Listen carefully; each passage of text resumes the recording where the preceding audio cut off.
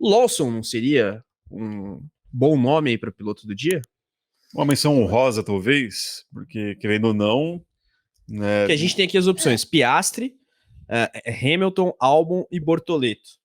Lawson fez um baita GP também, hein? É que eu acho que se considerar que ele foi um destaque porque ele teve um desempenho melhor do que o que ele vinha tendo, que era aquém do esperado, eu acho que perde um pouquinho de valor, porque não é que ele, vamos dizer assim, a Racing Bull está horrorosa esse ano ele fez milagre. É porque o Lawson não está entregando o que a Racing Bull está entregando com a Adjar, por exemplo. Então eu acho que tira um pouquinho, não do mérito dele, mas desse brilho de ir bem hoje. Ele foi bem.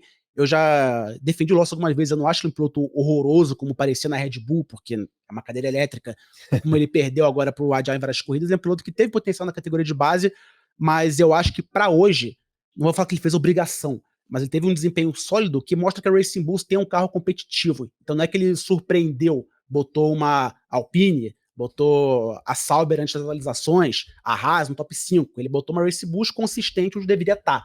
Então eu acho que a gente destacar, porque ele começou a fazer um pouquinho mais do que o Aken que estava fazendo, eu acho que perde um pouquinho de valor. Tanto que eu até falei o Piastri por causa do gerenciamento de pneus, como ele guardou bem o médio, como ele deu passão no Norris na chuva com safety car. Então, por destaque, assim, de fazer o inesperado ou o mais difícil, eu colocaria mais o Piastri do que o Lawson, por exemplo, e o resto que vocês citaram aí. Mas eu acho que a melhor notícia aí das últimas semanas é que o Lawson finalmente acordou, né? Assim, saiu do luto. Fala muito do luto, né? Ele realmente estava mortinho depois dessa volta para a RB, né? Realmente, nem a gente falava dele aqui, também passava despercebido, né? Tipo, tá correndo hoje, não. E aí, nas últimas corridas, ele finalmente mostrou ali, fez lembrar por que ele foi apontado para ser o piloto ao lado do Max Verstappen na Red Bull. Não chegou talvez no nível ainda que ele sabe que tem, ou que muitos esperam, mas pelo menos já está vivo, né? Você consegue notá-lo na pista. Destaques negativos do GP da Bélgica. Se a gente elogia o Lawson, Adjar, Isaac Hadjar, Franco Colapinto, Carlos Sainz, é difícil. Essa é uma eleição mais difícil, hein? Mas esses aí também foram que pararam depois do pessoal do grid inteiro, né? Também tem essa. Então foram eles ou foram a equipe? Porque se a gente fala do Hamilton que a Ferrari teve mérito, então a gente não pode também colocar o demérito inteiro no Adjar, no Sainz e companhia, porque vai que foram as equipes que tiveram uma chamada ruim também, né? Mas, o que você acha? Realmente, eu também assim, tem alguns que você já também chovendo molhado, né? Assim, novamente, não tô pegando no pé do rapaz, mas falar que o Franco Colapinto não correu bem, aquela coisa toda já, mas talvez aí vítima. Com todo respeito, claro. Claro, enfim, cuidado com o que a gente fala, gente. Mas talvez aí a gente sempre tinha como referência ali as duas RB à frente do Gabriel Bortoleto, né? E o Isaac Hadjar acabou se descolando completamente aí também no erro da equipe, então não esteve numa jornada. Meu voto vai ficar para ele. O do braço do dia, né, Carlão? Incrivelmente o Lance Stroll acho que tá fora desse páreo no GP da Bélgica. Teve um GP honesto. Não pra cheirou, pior não cheirou do dia. Ficou na frente do Alonso, inclusive, né? Você vê aí P14 pro canadense. Cara, eu acho que talvez eu colocaria o Sainz, porque eu iria eximar o Adjar da culpa, porque, como eu disse agora há pouco, Spa é um circuito que pune muitos novatos. Então ele, não é que ele mal em Spa seria normal, mas é um circuito mais difícil para ele, Bortoleto, Antonelli na Fórmula 1. Ele escolheu na Fórmula 2, ter uma Fórmula 1 é diferente pelo RS, por todas as nuances da Fórmula 1. Então, pelo Sainz ser mais experiente e estar numa equipe em que ele deveria ser o desenvolvedor, a referência eu colocaria ele em vez do Adjar. Você que tá com a gente, manda aqui o seu voto de piloto, o pior do dia, no caso, no chat. A gente segue com a enquete sobre o melhor do dia. Votem e não se esqueçam aqui das curtidas, sentar o dedo no like. Seguimos na bala dos 1.200 espectadores, meta de 800 joinhas. Curta e hype, não se esqueça. Muito importante aqui para o nosso programa Pódio. Oferecimento Mint, a plataforma cripto do BTG Pactual. Bitcoin e criptomoedas. Invista na Mint com toda a segurança, praticidade e credibilidade do BTG. QR Code na tela e link na descrição para download do aplicativo. Eu acho que o Sainz, pelo contraste com o Alex Albon, é um bom voto mesmo. Cláudio Rodrigues menciona isso aqui no chat. Galera, vão mandando as mensagens e a gente espelha na tela conforme possível. E Verstappen, hein, meus caros? A gente falou aí da Mercedes e do Russell tímidos neste GP da Bélgica, segue a novela. O Geraldo Rodrigues, importante empresário de pilotos, uma entrevista aí recente a Juliana Serrazoli, falou que, na opinião dele, já está assinado com a Mercedes, o Max, no caso, né? E aí, qual o saldo desse GP da Bélgica para o holandês? Eric, começa com o senhor.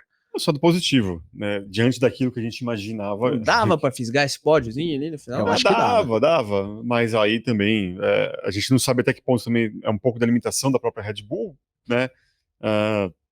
Da melhoria da Ferrari, mas eu acho que o ponto alto foi justamente essa corrida sprint, que ele conquistou a vitória, conseguiu segurar aí as duas McLarens no seco, né? Então acho que é um saldo levemente positivo para Max Verstappen, diante também de toda a fase ruim que vem. Tudo bem que agora, primeiro fim de semana sem Christian Horner, a gente tem que avaliar também se realmente isso tem alguma interferência, mas dá para a gente falar assim que é um saldo levemente positivo. Pódio eu acho que seria altamente positivo, né? E aí eu vi um tweet que, inclusive, depois da corrida, que o Charles Leclerc tem o mesmo número de pódios do Max Verstappen no ano. A questão é que tem uma diferença boa aí, com 2 vitórias do próprio Max Verstappen, né? Eu ia falar uma coisa, mas eu esqueci que ia falar, tá pensando aqui na hora. Também, assim... Verstappen... Lembrei. Isso mostrou como que as long runs da Red Bull estão fracas esse ano, porque tu vê que na sprint que ele pode forçar um pouquinho mais, que não tem muita tática, não é uma corrida muito longa, ele foi bem, ele é bom em volta rápida, o carro da Red Bull rende uma volta só com o Verstappen ao menos, mas eu estranhei muito mais o desempenho da Red Bull em Spa do que do Verstappen, porque a Spa, além de ser uma corrida que a estratégia conta muito com undercut, pit stop, enfim, em saber o melhor momento de parar e fazer a troca, também estava chovendo e parou de chover. E a Red Bull, em tática, em saber a hora de botar o pneu slick quando tá aqui na pista, ou botar um pneu mais macio e render mais, a Red Bull é mestre nisso. Como é que foi em Barcelona, que ele fez 2 paradas e por pouco não disputou a vitória. Então eu estranhei a Red Bull não ser a primeira a parar, como foi a Ferrari. Eu estranhei a Ferrari ser a primeira a parar e a Red Bull não ser a primeira a parar, porque a Ferrari já tá meio mal de estratégia, e a Red Bull costuma ser boa. Então eu coloco mais assim... O crédito... Estranha essa corrida, hein? O crédito mais da Red Bull não ter feito a estratégia não errada, mas não fora de série como costumam fazer, do que o Max. Porque o Max fez o que podia fazer, o carro da Red Bull é isso.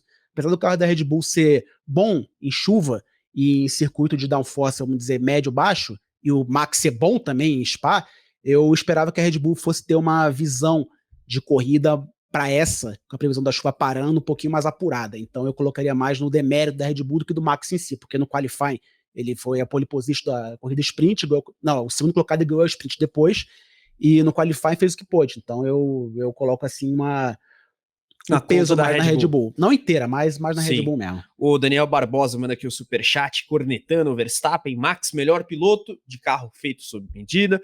O Jorge Chileno manda aqui também o superchat, salve, passando para saudar a volta de Fábio Tarnapolsky à mesa do Motorsport. Acho que assim a mesa de vocês está agora de fato completo. Feliz retorno a casa, Fabão, abraços. Valeu, Jorge.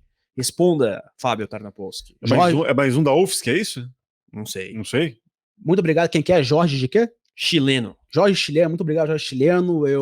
É um prazer ter esses elogios do público tão conceituado como é no motorsport.com, essa mesa raiz aqui, a gente fez muita live em 2021, né, Carlão, naquela disputa entre Hamilton e Verstappen, que estressou muita gente, inclusive a gente, foi um ano bem legal, mas também bem estressante, mas foi tenso demais, mas um prazer, a gente vai sempre fazer, quando puder, estamos aqui sempre aqui no estúdio agora, né, Carlão? E Verstappen correrá onde em 2026? Não sei, não sou o Toto Wolff. Como é que eu vou saber disso? É o Toto Wolff, então, que é o fiel da balança?